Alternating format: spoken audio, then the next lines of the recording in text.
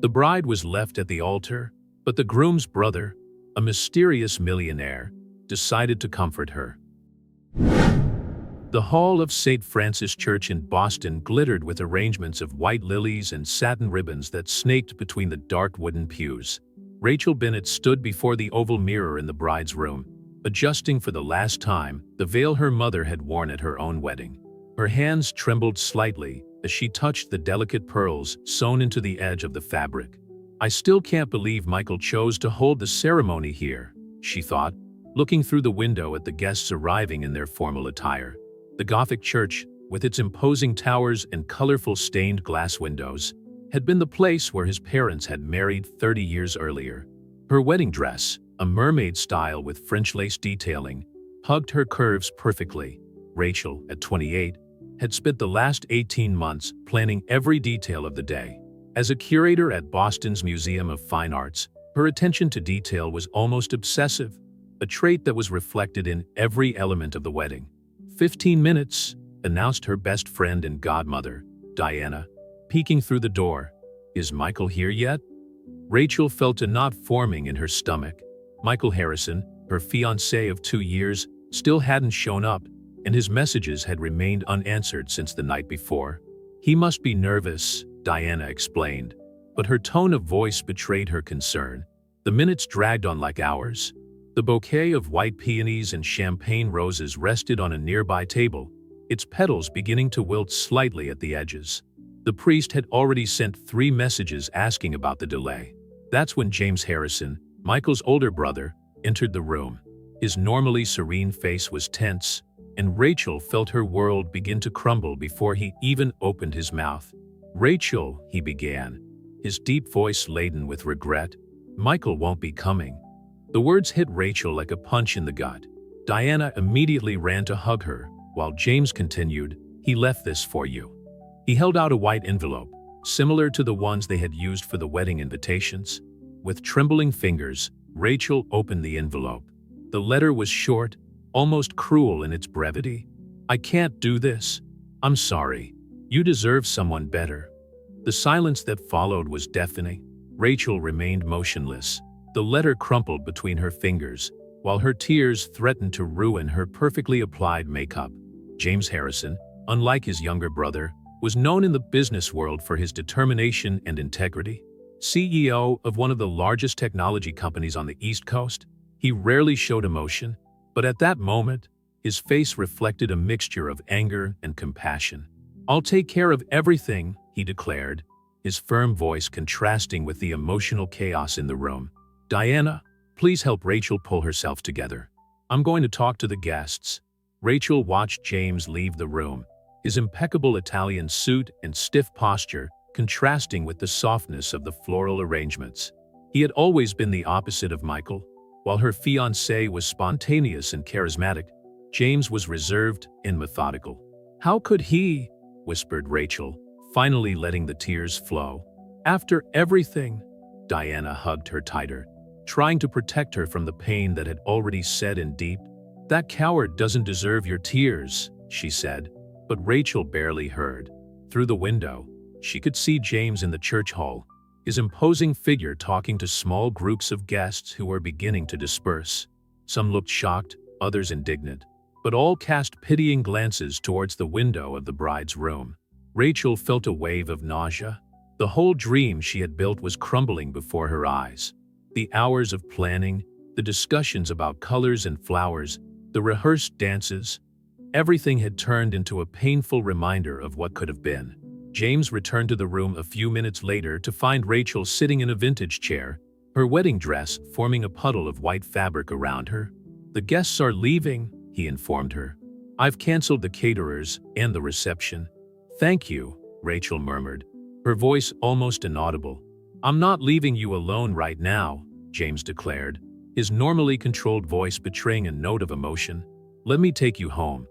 Rachel looked up, meeting James' intense gaze. There was something in his expression that went beyond simple compassion, a mixture of protection and something deeper that she couldn't define. "Everything I've built," Rachel began, but her voice faltered. "Sometimes," said James, crouching down to meet her eyes, What we think is the end is just a new beginning. The afternoon sun was beginning to set, casting shadows across the church's stained glass windows and creating colorful patterns on the floor of the room. Rachel watched the colors dance across the white fabric of her dress, a spectacle of light that seemed to mock the darkness she felt in her heart. "Come on," said James, holding out his hand. "There's nothing more for you here." Rachel accepted his hand, standing up with all the dignity she could muster.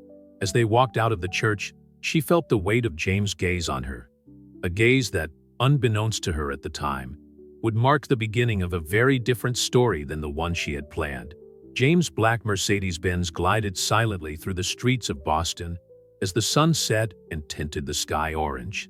Rachel watched the city go by through the window, her reflection in the tinted glass showing a bride without a wedding, an image that seemed straight out of some dramatic movie she never wanted to star in. "Do you want me to take you to your apartment?" asked James, his deep voice breaking the silence that had settled in the car since they left the church. "No," replied Rachel almost instantly. "I can't go back there now. It's all decorated for when we get back from our honeymoon." Her voice faltered on the last word. James nodded, bowing gently. "I'm taking you to my house on Beacon Hill. You can stay in the guest room until you feel better." Rachel wanted to protest, to say that she didn't need charity, especially from the Harrison family, but she was too emotionally exhausted to argue. Besides, there was something comforting about James' stable presence, so different from Michael's fickle nature. James' mansion was exactly as Rachel had imagined it, an imposing Victorian building, meticulously restored, with a manicured garden and wrought iron gates. The interior revealed a refined taste for contemporary art, something that had always intrigued Rachel, considering James' apparently conservative personality. "Martha," called James as soon as they entered, and a middle-aged lady promptly appeared. "Please prepare the blue room for Miss Bennet, and provide something comfortable for her to wear." Rachel followed Martha up the stairs, feeling the weight of her wedding dress with every step. The room was spacious and elegant, decorated in shades of blue and cream, with a privileged view of the back garden. "I'll get you some clothes, dear," said Martha kindly, "and run you a hot bath." Alone in the bedroom, Rachel finally allowed reality to hit her completely. Her legs gave way, and she slipped to the floor, still wrapped in the sea of white fabric. The tears, which she had held back on the way out of the church, now flowed freely. A soft knock on the door made her raise her head. James was standing in the doorway, holding a glass of red wine. "I thought you might need this," he said, approaching cautiously. Rachel accepted the glass with trembling hands. "Thank you for all this. I know it must be complicated for you too." James sat down in a nearby armchair, loosening the tie of his suit. "Michael has always been impulsive, but this..."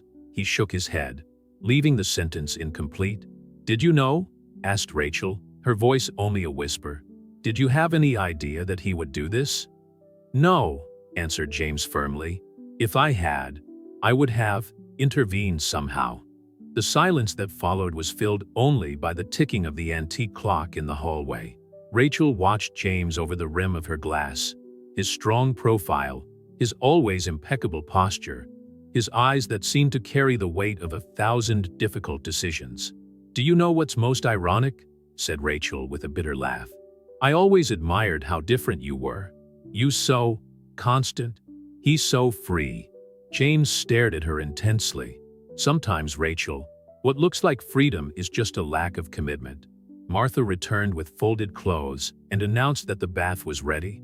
James stood up, straightening his jacket in an automatic gesture. "Get some rest," he said. "Tomorrow we can sort out the practicalities."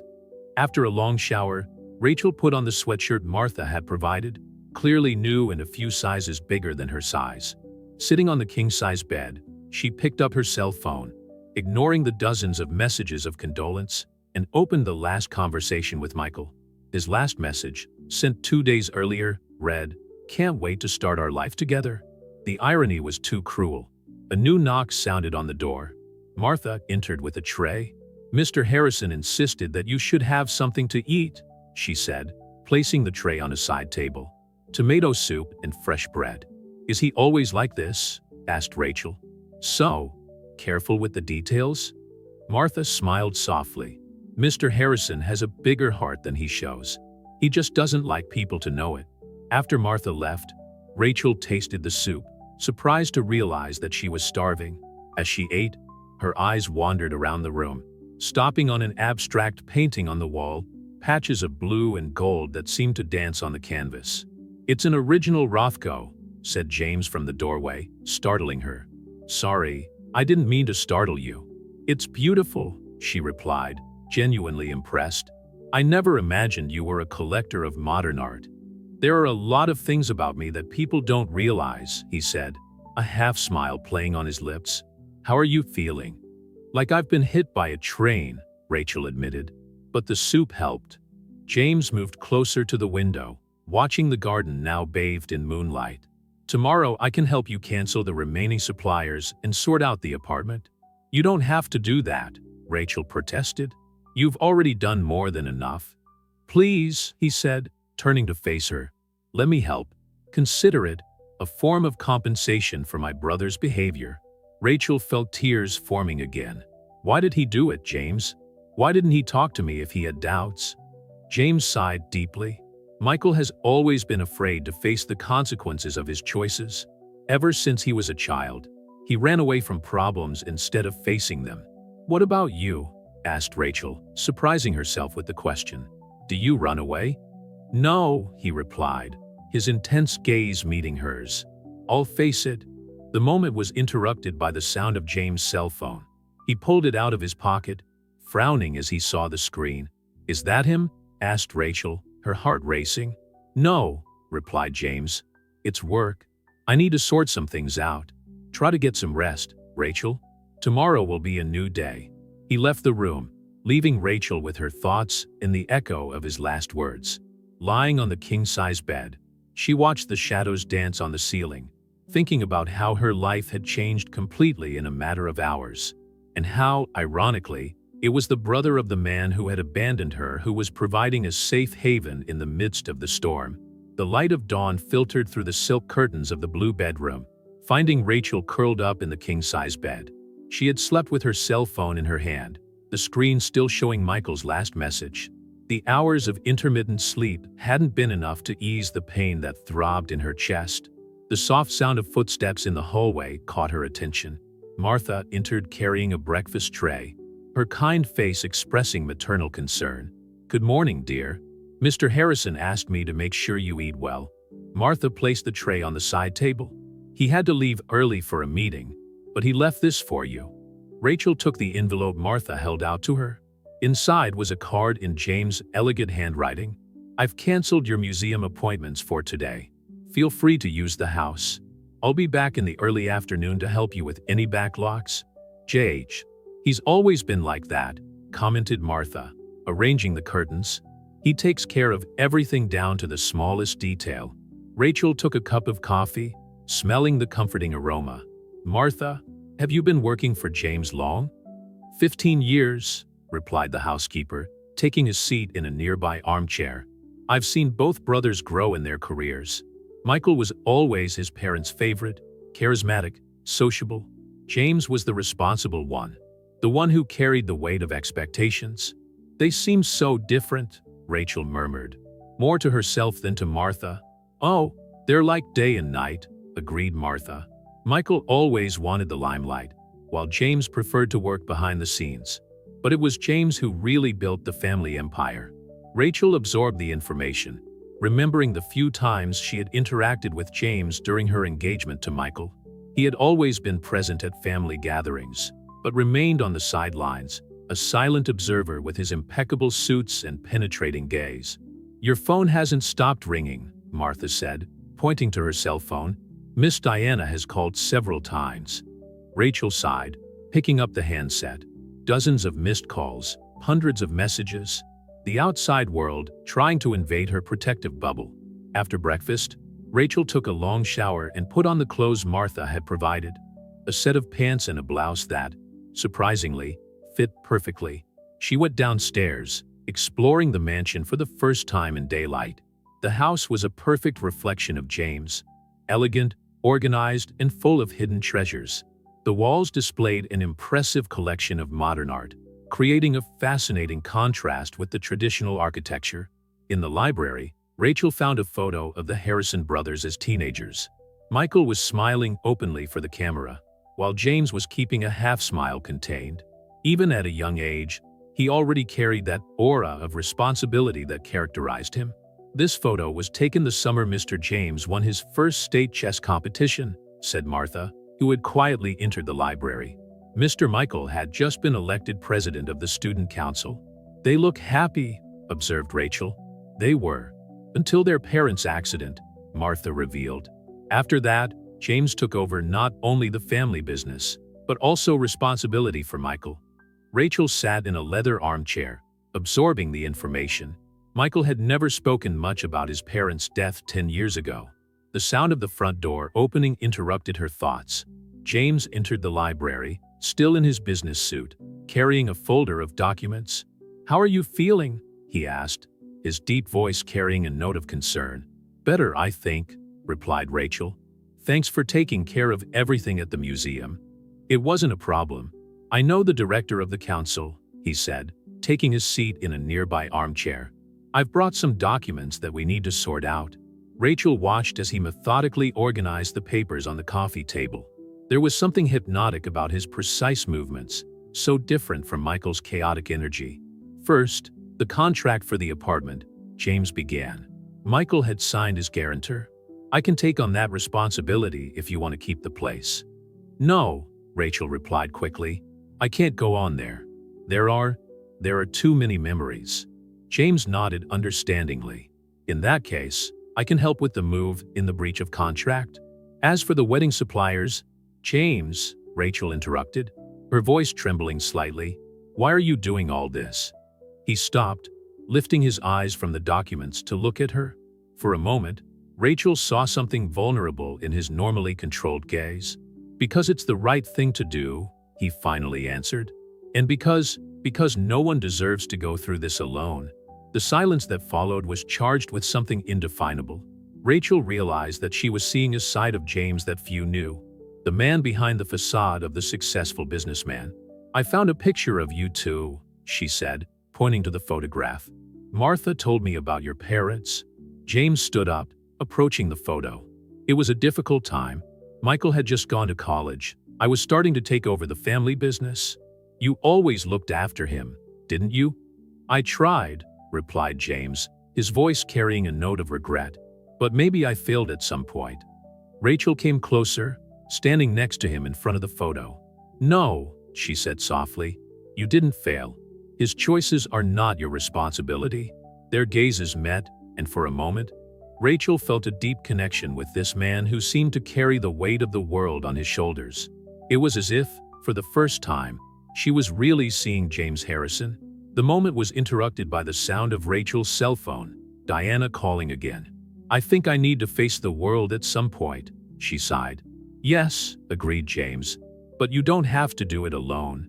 Rachel nodded, feeling a wave of gratitude for this man, who had become her unexpected safe haven in the midst of the storm. As she prepared to take Diana's call, she realized that perhaps not all of life's surprises had to be painful. The afternoon was already beginning to say goodbye when Diana finally arrived at the Harrison mansion. Rachel watched her from the library window as her friend climbed the entrance steps, her normally animated expression replaced by an unusual seriousness. "My God, Rachel!" exclaimed Diana as she entered, rushing to hug her friend. "Why didn't you let me come before? I've been worried all night." Rachel returned the hug, smelling her friend's familiar floral perfume. James, who was organizing some documents on his desk, got up discreetly to give them some privacy. "I'll make you comfortable," he said, heading for the door. "Martha will be serving tea in a few minutes." "James," Rachel called out, making him stop. "Thank you for everything." He nodded slightly before leaving, closing the door quietly behind him. "So," began Diana, taking a seat next to Rachel on the sofa, "how are you really?"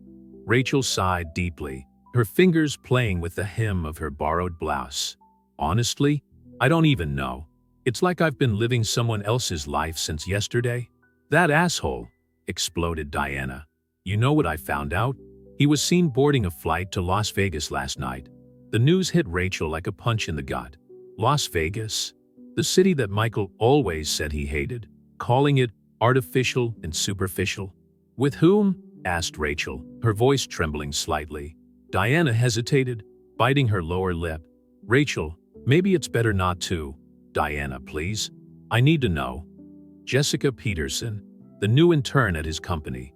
The name dropped like a bomb in the silence of the library.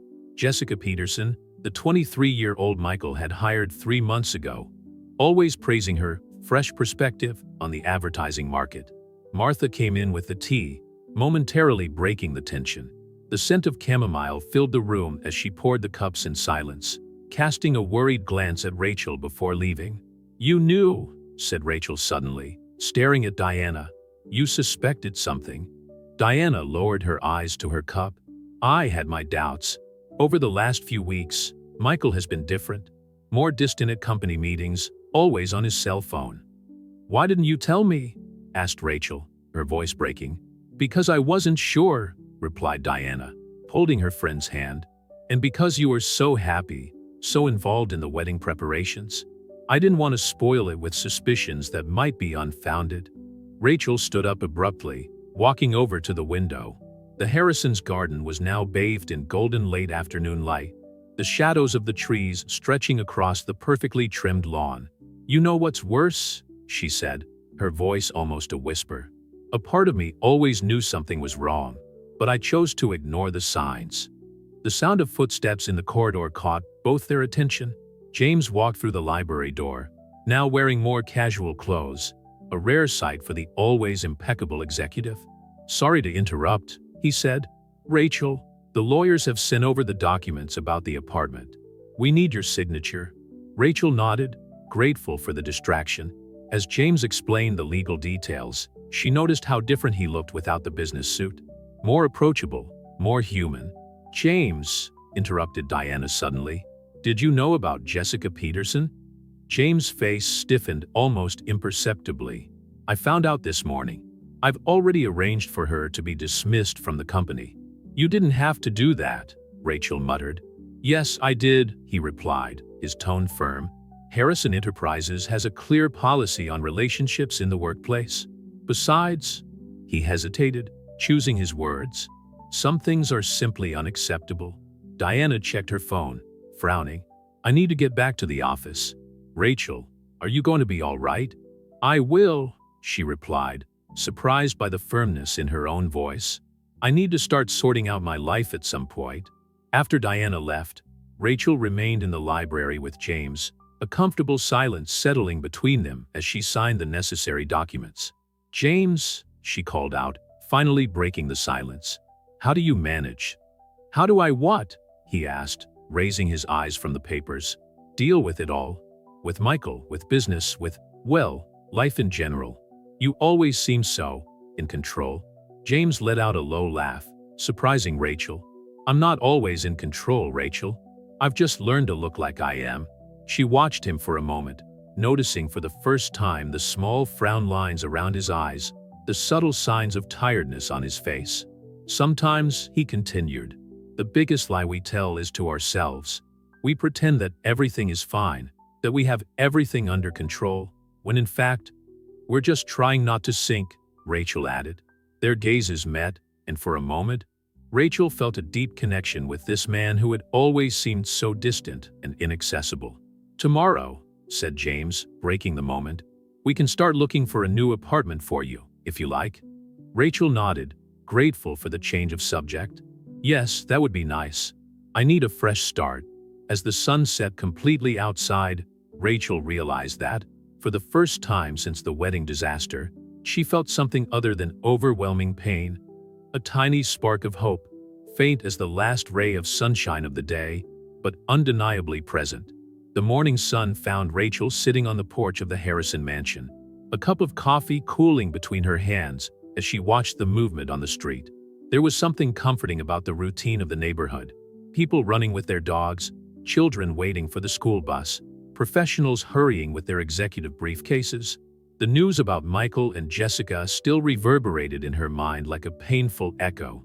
It wasn't just the betrayal that hurt her, but the complete deconstruction of everything she believed she knew about the man she planned to spend the rest of her life with. "I thought I'd find you here," James' deep voice interrupted her thoughts. He was impeccably dressed for work, as always, but there was something different about his posture, an almost imperceptible lightness. "I didn't get much sleep," Rachel admitted. "I keep thinking about all the signs I ignored." James sat down in the chair next to her, his own coffee in hand. "Sometimes we choose not to see certain things because the truth would be too painful." "You talk like someone who's been through it," Rachel observed, turning to face him. A sad smile passed James' lips. "Catherine," he said simply, "my fiancée, 5 years ago." Rachel held her breath. In all the time she had known the Harrison family, she had never heard of Catherine. "What happened?" she asked softly. "She was CFO of a competing company," James began, his gaze fixed on the horizon. "Our relationship began during a corporate merger. I thought we had something special, something real, until I found out she was leaking confidential Harrison Enterprises information to her former employers." "James, I had no idea." "Few know," he continued. "Michael was one of the only ones. He helped me during that period. Ironically, that's when we started to get closer as brothers." Rachel absorbed the information, realizing how the layers of James Harrison were gradually revealing themselves, like pages in a book that needed to be read carefully. "Is that why you built all those walls?" she asked. James looked at her in surprise. "That obvious?" "To anyone who's paying attention," Rachel replied with a small smile. The moment was interrupted by Martha, who appeared on the balcony with more coffee and some documents for James to sign. "The realtors sent Miss Bennett some apartment options," Martha informed her. "I've left the photos in the library." "Thanks, Martha," said Rachel, getting up. "I think it's time to start rebuilding my life." In the library, Rachel examined the photos of the apartments while James took some work calls. Each image represented the possibility of a fresh start, a new blank page. "This one," said James, pointing to one of the photos after ending his last call. "On Beacon Hill, 3 blocks from here. It has a perfect studio for you to set up your home office." Rachel took a closer look at the photo. The apartment was smaller than the one she shared with Michael, but it had character: big windows, wooden floors, a small balcony overlooking the Charles River. "How did you know about the office?" she asked. "You mentioned once during a family dinner that you dreamed of working in art restoration at home," James replied. Michael laughed at the idea, saying it was impractical. The fact that James had remembered such a small detail, mentioned in casual conversation, stirred something in Rachel's chest. "Can we see it this afternoon?" she asked. "I've already made an appointment for 3 o'clock, he replied with a small smile. The rest of the morning passed in a blur of phone calls and emails. Rachel finally plucked up the courage to reply to some of the messages of concern from friends and family. Diana sent updates on the situation at the museum, where rumors of the canceled wedding were already circulating in the corridors. During lunch, served in the back garden, Rachel watched James work on his laptop while eating distractedly. There was an almost artistic dedication in his way of conducting business.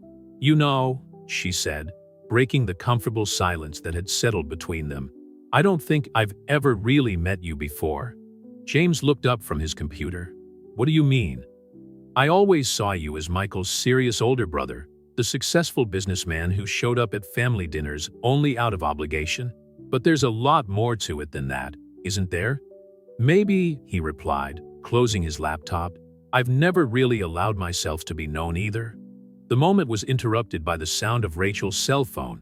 It was her mother, calling for the 3rd time that day. "I have to take this," she sighed. "I can't avoid it forever." James nodded, getting up. "I'll be in the library when you've finished. We have to leave in an hour to see the apartment." The conversation with her mother went exactly as Rachel had expected, a mixture of excessive concern and indignation with Michael. When she finally hung up, she felt emotionally exhausted. In the library, she found James organizing some documents. He looked up when she entered, and something in his expression must have given away his emotional state. "Difficult?" he asked. "Mothers," Rachel replied with a half smile. "They have the gift of bringing out all our insecurities." Sometimes I wonder what it would have been like to have my mother around after Catherine, said James, his voice soft. Maybe she had wiser words than the ones I found on my own. Rachel approached, taking a seat in the armchair next to him. What did you find out? Alone? James looked at her for a long moment before answering. That sometimes the people who hurt us the most are the ones who teach us the most important lessons, and that building walls isn't always the best way to protect yourself. The words hung in the air between them, loaded with meaning. Rachel realized that, somehow, their stories of pain and disappointment created a bridge of mutual understanding. It's time, said James, checking his watch. Ready to see your possible new beginning? Rachel nodded, getting up. As they made their way to the car, she thought about how life had curious ways of surprising us.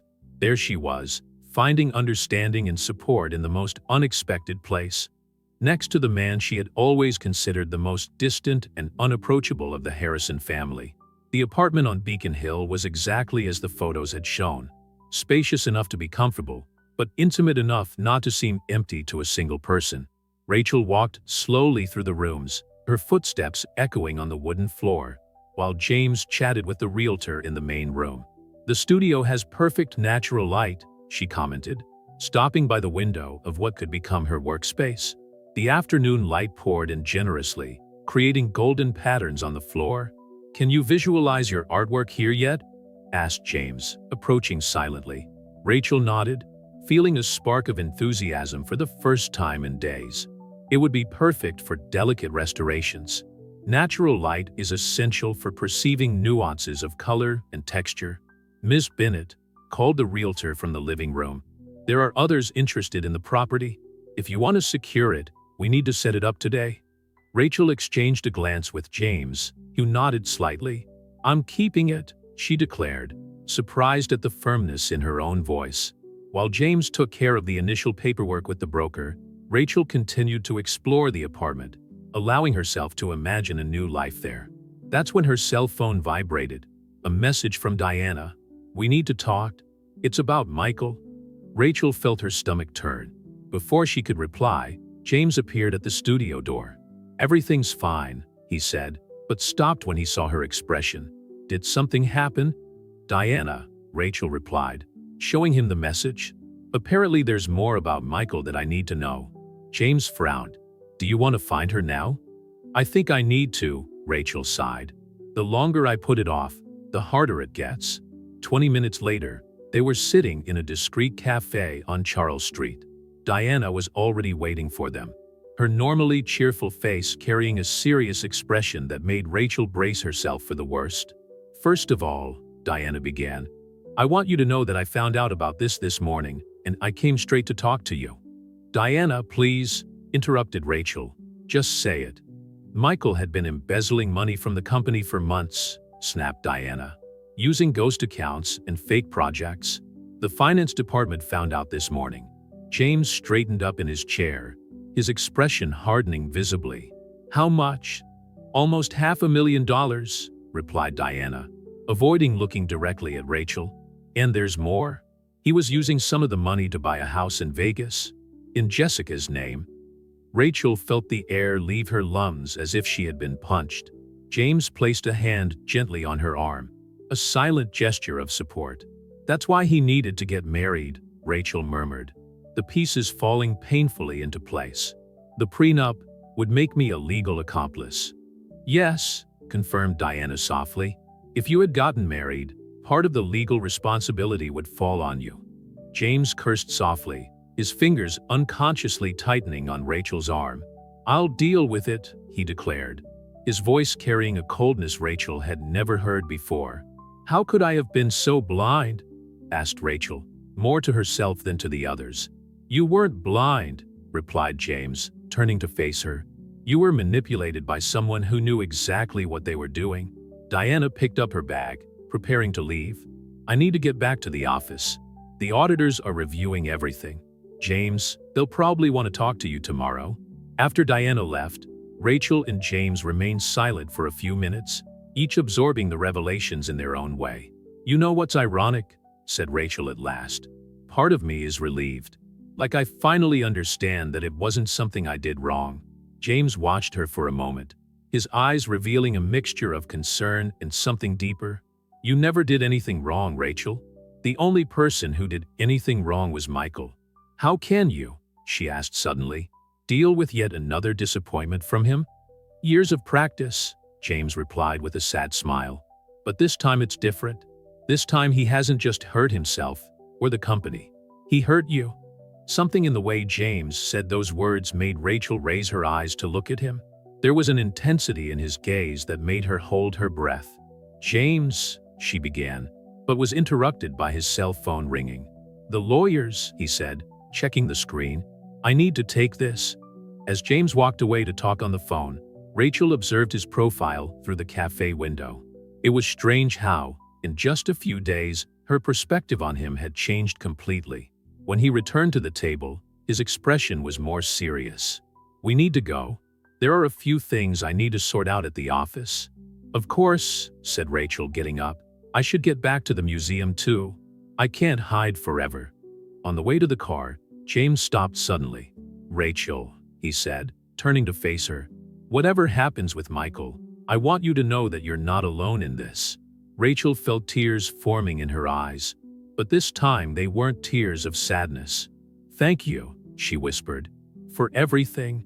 As they walked back to their respective routines, Rachel realized that, despite the painful revelations of that day, she felt lighter, as if each truth exposed was a chain breaking, freeing her from a past that she now realized had been built on lies. And by her side, silent and steady as a rock in the storm, was James, the man who was fast becoming her unexpected safe haven. The news about the embezzlement of money from Harrison Enterprises spread quickly through Boston's business circles. Rachel watched from the window of her office at the museum as reporters flocked to the entrance, eager for any information about the scandal involving Michael Harrison. "They've been there since early morning," commented Diana, entering the room with 2 cups of coffee. "James has just given a press conference. It was intense." Rachel picked up her cell phone, quickly opening the video of the press conference. James was as impeccable as ever, but there was a hardness in his eyes that she had never seen before. "Harrison Enterprises does not tolerate any form of fraud or misconduct," he declared in the video. "The appropriate actions are being taken, and we will cooperate fully with the authorities in this investigation." "He didn't mention Michael directly," Rachel noted. "He didn't have to," replied Diana. "Everyone knows. The newspapers are calling it the runaway groom scam." Rachel closed her eyes, feeling a wave of nausea. It was surreal how her personal life had become headline news, how her almost marriage was now part of a financial scandal. Her phone vibrated. A message from James. "Can we talk? I'm on my way to the museum." "He's on his way here," Rachel told Diana. "I think there's more I need to know." Diana squeezed her shoulder gently. "Do you want me to stay?" "No, I need to face this alone." 15 minutes later, James walked into Rachel's office. His normally impeccable suit showed small signs of wear, a slightly loose tie, a crease out of place. "How are you coping with all this?" he asked, his voice laden with concern. "Honestly, I'm still trying to process it," Rachel replied, indicating the chair in front of her. "Each new revelation seems more surreal than the last." James sat down, wiping his hand across his face in a rare gesture of weariness. "There's more, Rachel. Something we discovered this morning." Rachel felt her heart racing. What could be worse than $500,000 in embezzlement? "Michael, he'd been planning this for longer than we thought," James began, choosing his words carefully. "We found emails from him to Jessica. They'd known each other for over a year." The impact of the revelation hit Rachel like an icy wave. "A year? But we were already engaged." "Yes," James confirmed softly. "The wedding was part of their plan, a way of gaining access to more of the company's resources." Rachel stood up abruptly, walking over to the window. Downstairs, the reporters were still waiting, like vultures waiting for their next meal. "Why are you telling me this?" she asked, her voice trembling slightly. "Because you deserve to know the truth," James replied, stepping closer. "And because I don't want there to be any secrets between us." Rachel turned to face him, surprised by the intensity in his voice. "Between us?" James hesitated, something rare in his usual composure. "Rachel, these last few days, watching you deal with all this so strongly, The moment was interrupted by an urgent knock on the door. Diana rushed in, her face pale.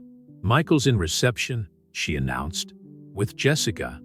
Rachel felt her legs go weak, but James quickly grabbed her arm, steadying her.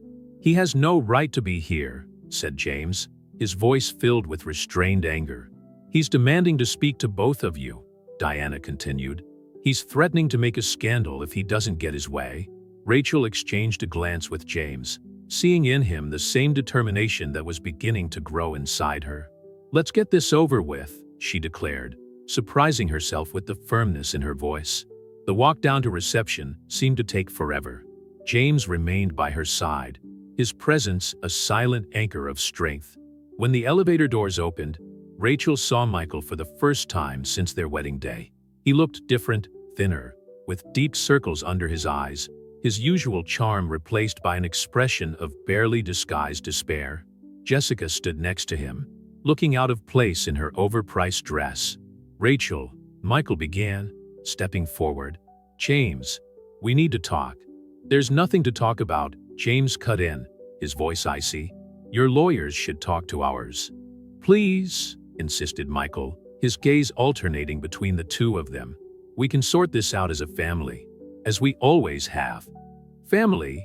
The word escaped Rachel's lips like a bitter laugh.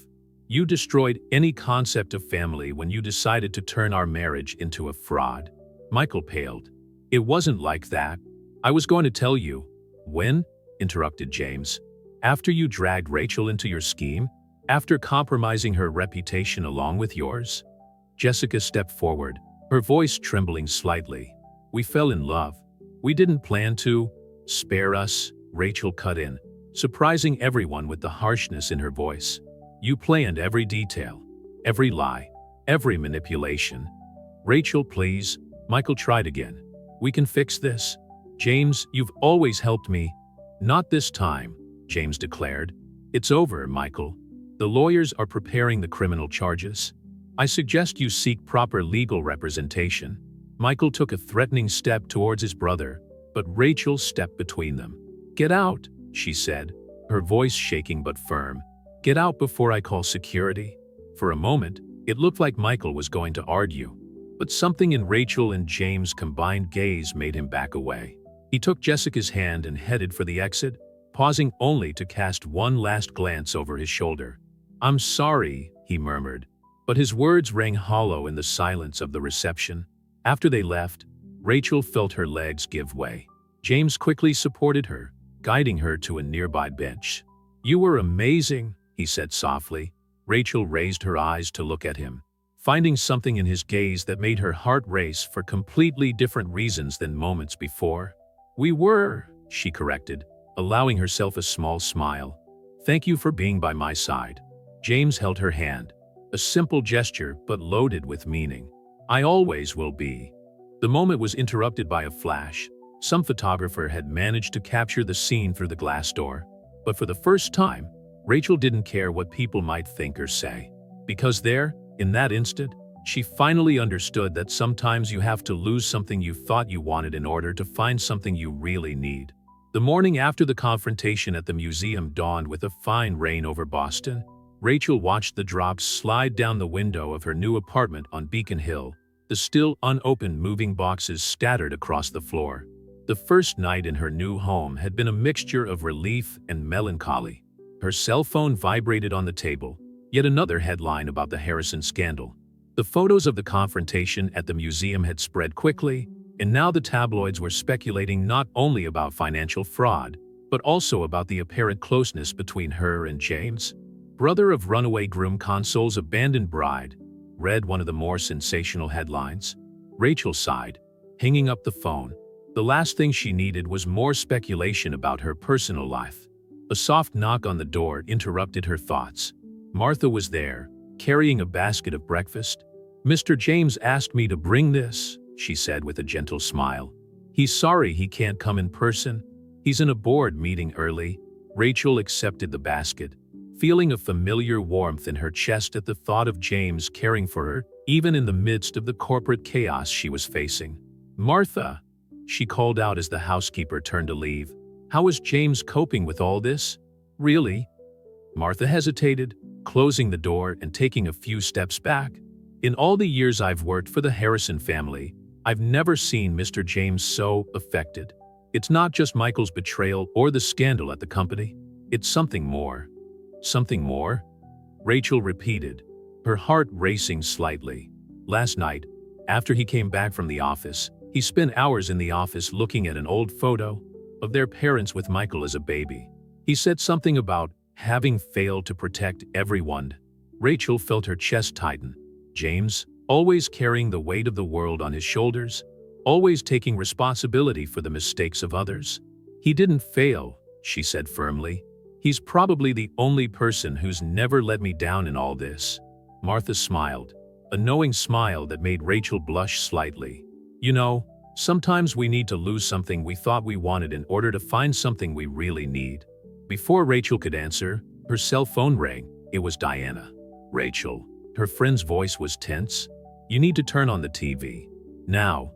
With trembling fingers, Rachel turned on the television in her new apartment. Michael was giving a live interview, Jessica beside him, both looking rehearsed and regretful. "It was an error of judgment," Michael was saying, his voice studiously emotional. "But the real reason behind my actions was the constant pressure of living in my brother's shadow. James was always the perfect son, the perfect executive. I just wanted to prove myself." Rachel felt her blood boil. "He's trying to manipulate the narrative," she muttered, incredulous. "And as for Rachel," the reporter continued, "there are rumors that she and her brother James—" "Rachel has always been closer to James than I realized," interrupted Michael, a mischievous smile on his lips. "Maybe that explains a lot." Rachel's phone rang again. It was James. "Are you seeing this?" she asked as soon as she picked up. "I'm on my way," he replied, his voice tense. "Don't make any statements." Michael is trying to divert attention from the fraud. A sound of breaking and twisting metal interrupted his sentence. Rachel heard distant shouts through the phone before the call dropped. "James," she called, panic growing in her voice. "James." The next few minutes were a blur. Diana arrived at the apartment to find Rachel in a state of shock, frantically trying to contact anyone who knew James' whereabouts. Finally, after what seemed like an eternity, Martha called with news. James had been in a car accident on the way to Rachel's apartment. He was in Massachusetts General Hospital. "It's not serious," Martha assured her, "but he's asking to see you." At the hospital, Rachel found James in an emergency room bed, with a few cuts on his face and his right arm bandaged. "You should see the other car," he joked weakly when he saw her get in. "It's not funny," Rachel replied, tears streaming down her face as she approached the bed. "You could have, but I didn't die," he interrupted softly. "And maybe that was exactly what I needed to realize a few things." "What things?" asked Rachel, her heart beating wildly. "That life is too short to waste on regrets," he replied, his eyes meeting hers with an intensity that made the rest of the world disappear. "That sometimes you almost have to lose everything to understand what really matters." Rachel held his uninjured hand, feeling the strength of the moment between them. "I saw Michael's interview," she said softly. "What he implied about us." "Michael always saw only what he wanted to see," James replied. "But for the first time in his life, maybe he realized something before we did." The silence that followed was full of unspoken possibilities, of feelings that had grown silently during those days of chaos and mutual support. "James," Rachel began, but was interrupted by the doctor's entrance. "Mr. Harrison," said the professional, "we need to do some additional tests." Rachel reluctantly let go of James' hand, realizing that some truths would have to wait a little longer to be spoken. But now, for the first time since her world had collapsed at the altar, she felt she was exactly where she should be. "I'll be back soon," she promised. "I'll be waiting," James replied, a half-smile on his bruised lips. As she walked down the hospital corridor, Rachel realized that sometimes fate has curious ways of correcting our paths, even if through painful and unexpected detours. The first week after James' accident passed in a blur of hospital visits, press statements, and endless meetings with lawyers. Rachel divided her time between the museum, where she tried to maintain normality amid the media chaos, and the hospital room where James was recovering. It was a Thursday afternoon when she arrived at Massachusetts General Hospital, carrying a folder of documents that needed James' signature. The late afternoon sun streamed in through the hallway windows, creating golden patterns on the hospital floor. "He's more irritable than usual today," warned Martha, who met Rachel in the hallway. "The doctors insist he needs to stay a few more days, and you know how he hates not being in control." Rachel smiled, recognizing James' characteristic stubbornness. "I've brought you something that might cheer you up," she said, taking out of her handbag a miniature reproduction of a Rothko she had found in a gallery near the museum. On entering the room, she found James sitting up in bed, his laptop open on the side table, his right arm still bandaged. Even in hospital, he maintained his executive posture, only the occasional frown revealing the discomfort he felt. "If you've come to give me another lecture on rest, I've heard enough from the doctor," he said, but his tone was soft, almost playful. "Actually," Rachel replied, approaching the bed, "I came to bring this." She placed the Rothko miniature on the table. James took the small work in his good hand, a genuine smile softening his features. "You remembered. The painting in the guest room? How could I forget? It was the first time I'd seen it apart from the executive James Harrison." The moment was interrupted by Rachel's cell phone. It was Diana. "Rachel," her friend's voice was tense, "Michael has just given another interview. He's claiming that you and James had a relationship before the wedding." Rachel felt her blood run cold in her veins. James, noticing her change of expression, closed his laptop. "What happened?" "Michael," she replied, putting the phone on speaker for Diana to continue. "He's saying that he's discovered emails between you," Diana continued. "He's trying to paint you as the villains of the story, as if your abandonment at the altar was justified." "But that's absurd," exclaimed Rachel. "We hardly spoke to each other before I had to clean up my brother's mess," James added, his voice filled with restrained anger. "The problem," continued Diana, "is that the press is loving this new narrative. The Harrison love triangle is all over the headlines." Rachel hung up the phone, feeling suddenly exhausted. James watched her with an intensity that made her heart race. "Rachel," he began, his voice softer now, "maybe we should talk about us." "Now?" she asked, surprised by the change of subject. "Yes, now. Because Michael may be lying about the past, but he's not completely wrong about the present." Rachel sat on the edge of the bed, her heart beating so hard she was sure James could hear it. "Since that day in the church," he continued, "when I saw you there, devastated but still keeping your dignity, something changed. Or maybe it was always there, and I just didn't allow myself to feel it." "James, no," he interrupted gently. "Let me finish. Almost dying has an interesting way of putting things into perspective. And the truth is that these last few days, despite all the chaos, have been the truest of my life." Rachel felt tears forming in her eyes. "I'm afraid," she admitted, "afraid that this is just gratitude on my part, or your need to right Michael's wrongs." James reached out his good hand, gently touching her cheek. "Do you really think that's it?"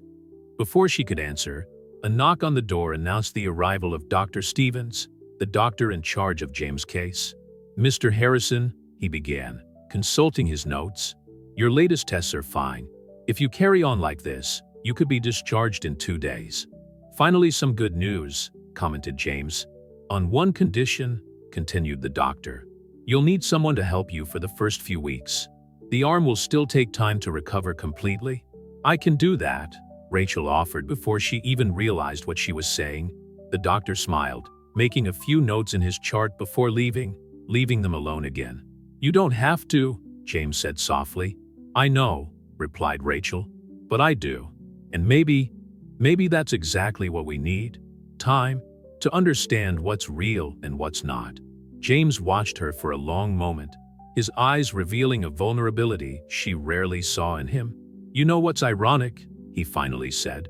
"I spent so much time trying to fix other people's mistakes that I almost missed the chance to do something right for myself." Rachel smiled, entwining her fingers with his. So let's do it right this time. No rush, no pressure from the media, no expectations other than our own.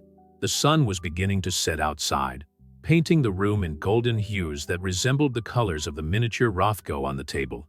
It was a moment of transition, both literal and metaphorical, and they could both feel the weight and promise of that moment. "Rachel," James called out as she prepared to leave, "thank you, not just for today, but for reminding me that sometimes the best beginnings come from the most unexpected ends." She smiled, feeling a peace she hadn't experienced for weeks. Because there, in that hospital room, with the sun setting and unspoken promises hanging in the air, Rachel finally understood that sometimes it takes everything falling apart for something truly special to be built. Autumn arrived in Boston, bringing an explosion of colors and a cool breeze that stirred the leaves in the garden of the Harrison mansion. 3 months had passed since James' accident, and a lot had changed in that time. Rachel was in the library, organizing some works of art that would be donated to the museum, a decision James had made as part of the restructuring of Harrison Enterprises after the scandal involving Michael. The morning sun filtered through the tall windows, illuminating the canvases she was so carefully cataloging. "I thought I'd find you here," James said from the doorway, his familiar presence bringing an automatic smile to Rachel's lips. Her right arm, now free of its bandages, still bore a few scars as a reminder of that fateful afternoon. "These pieces are amazing," she replied, gesturing to the artworks. "Are you sure you want to donate them all?" James approached, stopping beside her to look at a particular Rothko that Rachel was cataloging. Art should be shared, not hidden away in a private library. The double meaning of his words didn't go unnoticed by Rachel. Over the last few weeks, as she helped him with his recovery, they had developed a careful dance of closeness and distance, of words said and unsaid. "I heard from Diana this morning," James commented, changing the subject. "Michael pleaded guilty to all charges. The deal with the prosecution has been sealed." Rachel nodded, feeling a mixture of relief and sadness. "How long?" 3 years, with the possibility of parole in 18 months, James replied, his voice carrying the weight of the situation. Jessica made a separate deal. She testified against him in exchange for a lesser sentence. "How are you coping?" asked Rachel softly, knowing all too well James' tendency to carry the weight of the world on his shoulders. "Honestly," he turned to face her, "for the first time, I don't feel responsible for his mistakes. Maybe that's what they call personal growth." Rachel smiled, remembering her first impressions of James, the cold, distant executive who seemed to live only for business. How wrong she had been. "Martha told me you're looking for a new apartment," she commented, trying to keep her voice casual. "Yes," confirmed James. "The mansion, there are too many memories here. Some good, some not so good. I think I need a fresh start too." "Funny how life works out," reflected Rachel, carefully placing the Rothko in its transport box. "For months ago, I was preparing for a wedding that I thought would be my happy ending. And now," asked James, his voice softer, "now I understand that that ending would have been a mistake. Sometimes we need to lose something we think we want to find something we really need," James added, taking a step towards her. The moment was interrupted by the arrival of Martha, bringing the mail. Among the mail was a heavy envelope addressed to Rachel. "It's from the museum," she said, opening the envelope carefully. Her eyes quickly scanned the contents, and a smile lit up her face. "I've been promoted to Director of Restoration." "Rachel, that's wonderful," exclaimed James, genuinely happy for her. "It's funny," she said, still holding the letter. "When Michael walked out on me at the altar, I thought my life was over. But looking back now, it was just the start of something much better." James approached again, this time without hesitation. "Rachel," he began, his voice carrying a determination she knew well, "I think we've waited long enough." "Long enough for what?" she asked, her heart racing. "For this," he replied, leaning in to kiss her softly. The kiss was gentle, full of unspoken promises and long-held feelings. When they parted, Rachel saw in James' eyes all the love and dedication she had always looked for, but had never really found before. "You know," she said, smiling, "for someone so methodical about everything, you chose a rather spontaneous moment." James laughed, a rich, genuine sound that still surprised Rachel every time she heard it. Maybe you've taught me that not everything in life needs to follow a perfectly structured plan. Martha snorted discreetly from the doorway, a knowing smile on her face. The car to transport the works to the museum has arrived, she announced. Thank you, Martha, replied James, without taking his eyes off Rachel. For everything. The housekeeper nodded, realizing that the thanks went far beyond a simple warning about the transport. As they watched the museum staff carefully load the works of art, Rachel and James stood side by side on the mansion's veranda. The fall sun created dancing shadows through the trees, and a gentle breeze carried the scent of dried leaves and new beginnings. So, said Rachel, entwining her fingers with James, what happens now? Now, he replied, squeezing her hand gently, we write our own story. No pressure, no expectations other than our own. I like that, she smiled. Although I have to admit that this wasn't exactly the story I'd hoped to be living a few months ago. The best stories are rarely the ones we plan, James replied, pulling her closer. They're the ones that surprise us, that challenge us to grow, that show us who we really are.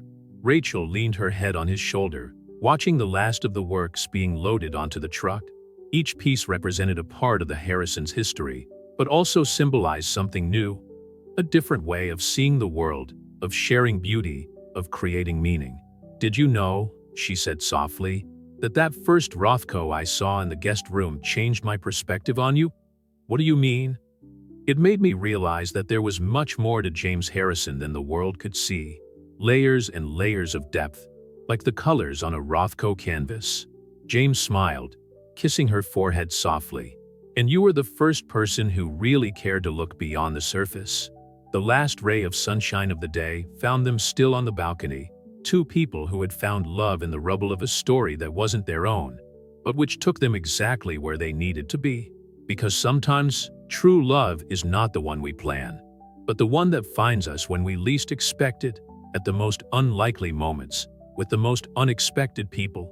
And there, in the twilight of a fall day in Boston, Rachel and James understood that some endings are just the beginning of a much better story.